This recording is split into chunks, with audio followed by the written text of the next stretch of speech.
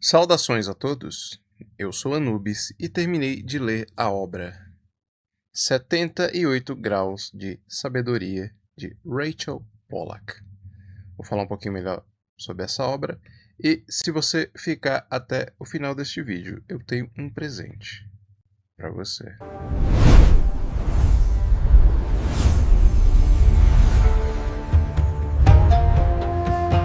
Bem, esta é a segunda obra que eu leio da Rachel Pollack.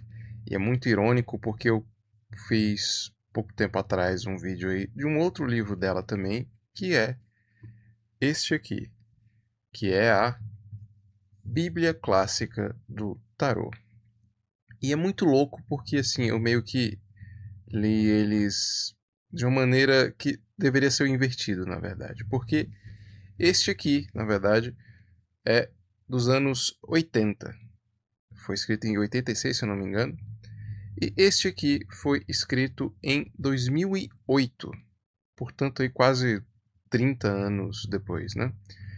E é muito louco porque, na verdade, eu deveria ter lido da maneira invertida, né? Se eu soubesse deste fato antes, né? Esse livro aqui saiu lá nos anos 80 e foi um dos primeiros e mais célebres livros da Rachel Pollack. Eu já falei brevemente dela, mas como um personagem assim muito peculiar, eu faço questão de falar de novo porque talvez ela seja um dos maiores nomes aí do tarô contemporâneo, né? Se você ignorar aí os clássicos, né, o Papos, toda uma turma ali do século XIX, da Golden Dawn, de todos aqueles, vamos dizer assim, tarô clássico, né? Que são aquelas pessoas que se tornaram o referencial do que é o tarô hermético e etc, etc, a parte mais, vamos dizer assim, uma antiga era, né? Ao passo que a Rachel Pollack, ela é meio que talvez um dos maiores nomes aí do tarô contemporâneo, né? De uma nova era, portanto, né? E eu acho que ela personifica isso perfeitamente porque é uma mulher trans lésbica e foi autora prolífica aí de vários livros, não somente de tarô, mas de quadrinhos. Enfim, é uma figura assim que é um personagem muito interessante. Eu lendo as obras dela eu percebo isso, né? E meio que lendo a Bíblia Clássica do Tarot, isso me chamou muita atenção. E depois mergulhando aqui nesse outro livro aqui, que é os 78 Graus de Sabedoria, eu percebi que no fundo é a mesma pessoa em momentos diferentes, né? E isso é muito peculiar, porque ela escreveu isso aqui, portanto, quase 30 anos, né, atrás, né, comparado a este outro livro aqui. De forma que eu acho que este livro aqui é um primeiro ensaio do que ela veio a desenvolver depois neste aqui.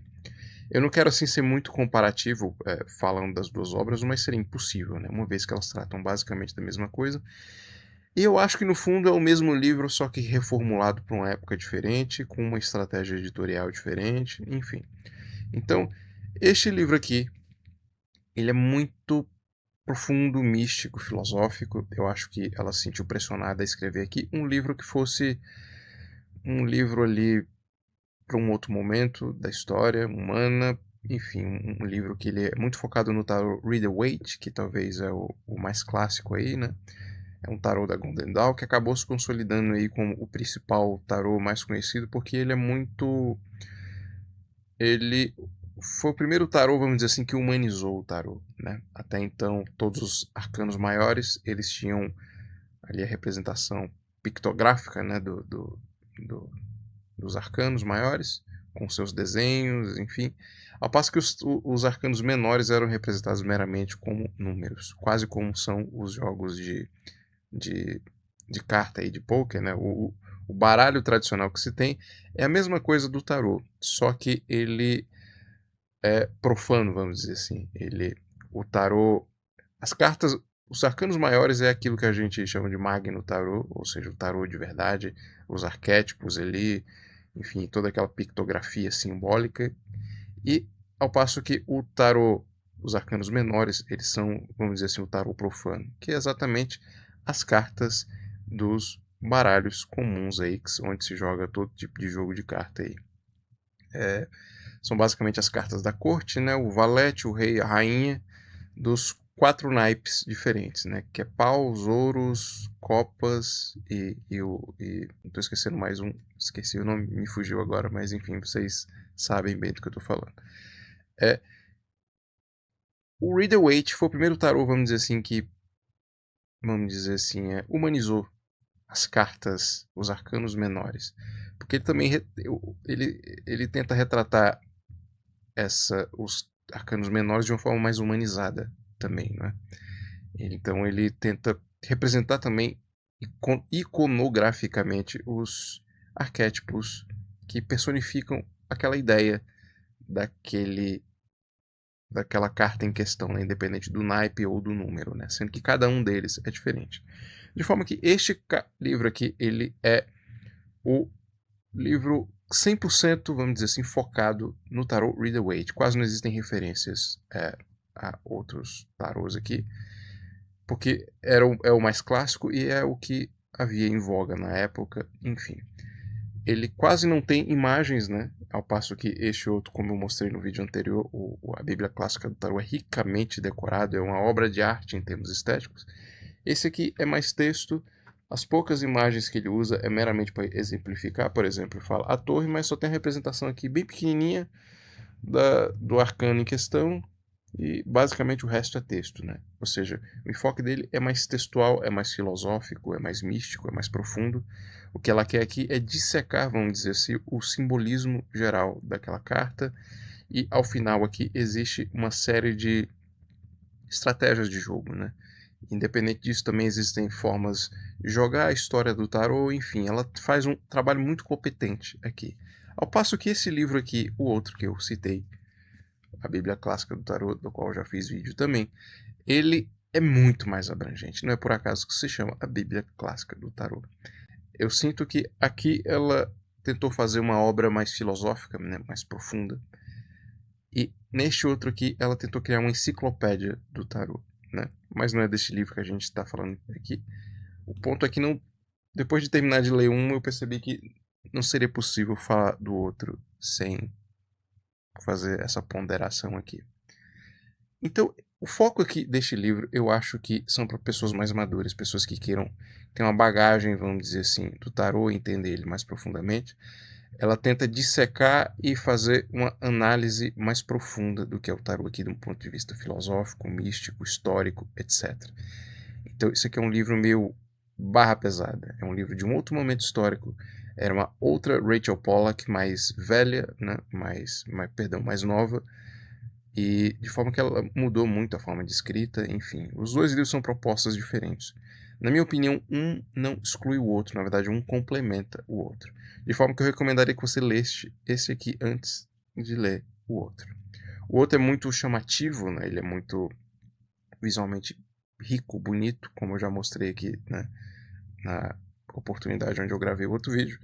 Sendo que este aqui, ele é mais profundo.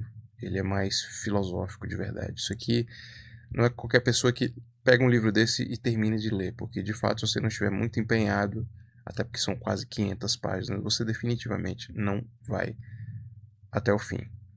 Eu senti bem mais dificuldade de ler este aqui do que o outro exatamente por causa disso. Ele é mais místico, mais profundo, é de um outro momento, de uma outra década, de um outro período da história, enfim. De forma que, assim, comparar os dois é impossível, mas ao mesmo tempo, assim, é muito difícil, porque é a mesma autora tentando fazer a mesma coisa, só que décadas depois, neste outro livro, de uma maneira mais sofisticada, para um outro público, mais... Enfim, a estética dos dois livros também é bem diferente, porque aqui a editora Darkside tenta fazer claramente uma proposta visual. Ela é exatamente uma editora mais estética, né?